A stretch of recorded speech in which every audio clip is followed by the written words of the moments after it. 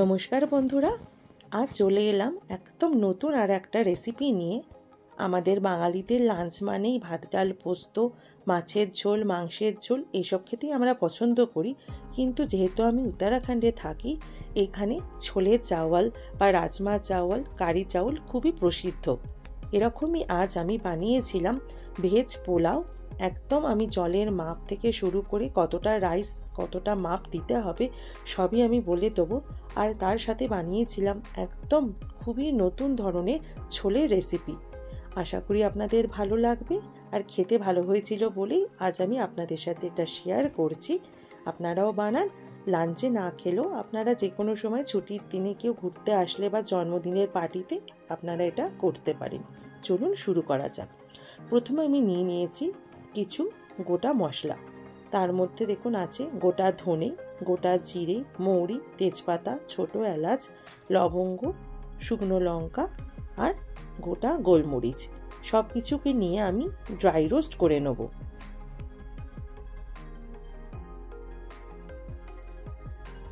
কালারটা চেঞ্জ হয়ে গেছে, এবার মিক্সিতে নিয়ে এটার একটা ফাইন পাউডার বানিয়ে নেব। এবার কড়াইতে দিয়ে দিয়েছি 6 স্পুন মতো রিফাইন অয়েল। এবার তাতে দেব কিছু গোটা গরম মশলা।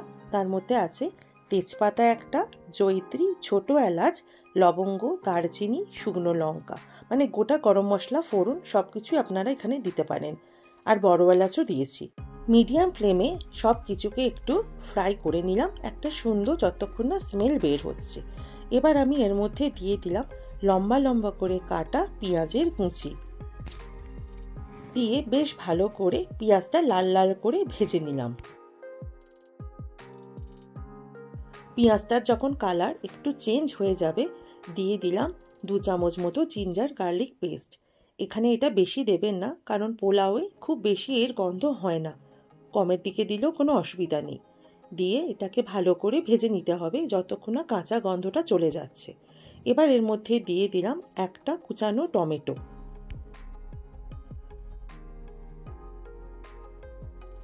বানাচ্ছি আজ মটর পোলাও, তাই কড়াইশুঁটি 1 বাটি নিয়েছি, ফ্রেশ কড়াইশুঁটি, সেটা এর মধ্যে আমি মিশিয়ে দিলাম। এবার 2 থেকে 3 মিনিট ভালো করে কড়াইশুঁটি, টমেটো আর পেঁয়াজটাকে কষিয়ে নিলাম। দিলাম 1 চামচ ধনে গুঁড়ো, দিয়ে মিডিয়াম ফ্লেমে এটাও ভালো করে কষিয়ে নিলাম। দিয়ে মিডিয়াম ফ্লেমে চাপা দিয়ে কিছুক্ষণ রেখে দিলাম। দেখুন কিছুক্ষণের মধ্যেই অয়েল সেপারেট হয়ে যাবে। এবার আমি 2 কাপ বাসমতি রাইস 1 ঘন্টা জলে ভিজিয়ে রেখেছিলাম, ভালো করে ধুয়ে একটা স্ট্রেনারে রেখে দিলাম যাতে জলটা সম্পূর্ণভাবে ঝরে যায়, মানে চালটা একদম যাতে শুকনো শুকনো মতো হয়ে যায়। সেটা এবার ওই মটরের মধ্যে দিয়ে একটু মিডিয়াম ফ্লেমে ফ্রাই করে নিতে হবে।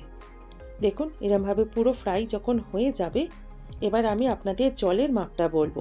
আমি এখানে 1 কাপ এরকম সাইজেরই 2 কাপ চাল নিয়েছিলাম। আপনারা চাইলে যে কোনো একটা বাটির মাপে করতে পারবেন। সেই মাপেরই আমি এখানে 4 কাপ জল আমি এখানে দিয়ে দেবো। আমি এখানে একটু হালকা গরম জল মিশিয়েছিলাম, ব্যাস দিয়ে ভালো করে মিশিয়ে দেবো। আর দিয়ে দেবো পরিমাণ মতো নুন। একদম লো ফ্লেমে চাপা দিয়ে রেখে দেবো রাইসটা বয়েল হওয়ার জন্য। এবার বানিয়ে নিচ্ছি ছোলে। তার জন্য দেখুন আমি একটা নতুন বা ইজি প্রসেস আপনাদের শিখিয়ে দেব। দিয়ে দিলাম 1/2 চামচেরও কম পরিমাণ চিনি দিলে কালারটা ভালো আসে। দিলাম দারচিনি, ছোট এলাচ, বড় এলাচ, লবঙ্গ আর একটা তেজপাতা, দিয়ে ভালো করে একটু ভাজা করে নিতে হবে যতক্ষণ না একটা সুন্দর গন্ধ বের হচ্ছে।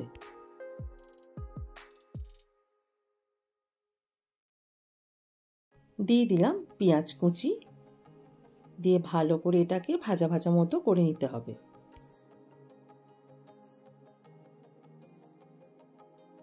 পেঁয়াজটা যখন ভাজা হয়ে যাবে, দিয়ে দিলাম জিঞ্জার গার্লিক পেস্ট, আর দেবো হলুদ গুঁড়ো আর কাশ্মীরি মির্চ পাউডার, দিয়ে নাড়াচাড়া করে নেব।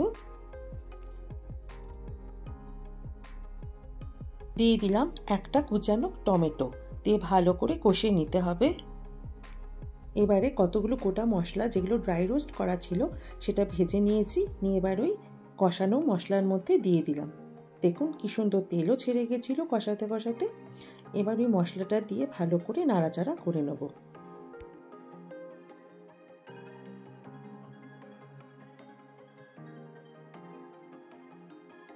এবার আমি বলেছিলাম একটা নতুন ধরনের ছোলে রেসিপি দেখাবো।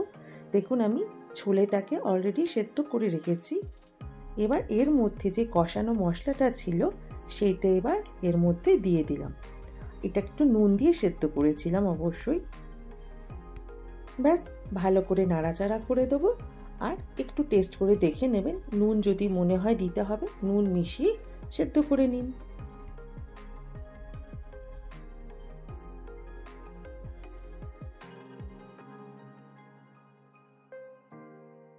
এবার পোলাওটা হয়েছে নাকি চেক করে নিই। দেখুন এখনও কিন্তু জল আছে আর চালটাও কিন্তু কাঁচা কাঁচা মতো আছে। একটু নাড়াচাড়া করে দেবো। ফ্লেভারের জন্য 2 চামচ গোলাপ জল, 2 চামচ কেওড়া জল আর কিছুটা পরিমাণ দেশি ঘি দিয়ে আবার চাপা দিয়ে কিছুক্ষণের জন্য বসিয়ে দিলাম। ব্যাস আমাদের পোলাও দেখুন কি সুন্দর রেডি হয়ে গেছে। এইটা যদি আপনারা না দিতে চান মানে কেওড়া জল গোলাপ জল অবশ্যই স্কিপ করতে পারেন। ছড়িয়ে দিলাম ওপর দিয়ে ফ্রেশ ধনেপাতা দিয়ে কিছুক্ষণ ঢাকা দিয়ে রেখে দিলাম। এবার চলুন দেখি ছোলেটা চেক করে নিই। ব্যাস আমাদের ছোলেও রেডি। এবার আপনাদের যদি মনে হয় গ্রেভিটা একটু বেশি আছে তাহলে গ্যাসের আঁচটা হাই করে গ্রেভিটা একটু শুকিয়ে নেবেন আর একটু হাতার সাহায্যে একটু চেপে চেপে দিলে গ্রেভিটা একটু বেশ থকথকে মতো হয়ে যায়। একটু লেবুর রস আর ধনেপাতা দিয়ে গার্নিশ করে দিলাম। তৈরি হয়ে গেল ছোলে আর মাটার পোলাওয়ের রেসিপি। আপনারা চাইলে এটা বাসমতি ভাত দিয়েও খেতে পারেন, এমনি প্লেন রাইস দিয়েও খেতে পারেন, খেতে কিন্তু অপূর্ব হয়। একবার অবশ্যই ট্রাই করবেন আর লাইক শেয়ার কমেন্ট করতে কিন্তু একদম ভুলবেন না। দেখা হবে আর একটা নতুন রেসিপি নিয়ে। ভালো থাকবেন, ধন্যবাদ।